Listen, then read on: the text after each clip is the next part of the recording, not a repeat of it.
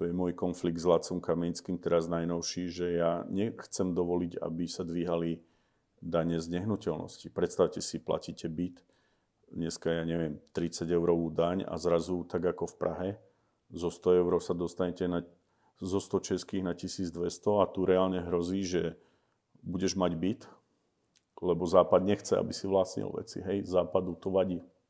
A ty budeš platiť nie 100 eur plyn, ale 300. Máš príjem 1000 v čistom. Hej, teraz hypotéka 500 eur, 300 ti dajú energie a 100 eur ešte daň. A z čoho bude žiť? O koľko by mali ísť? O 100% hore daň z nehnuteľnosti? Viete, čo to je rafinované? Lebo to ostane na rozhodnutí mesta. Aha. A možno, že v Bratislave z 30 eur budeme platiť 150.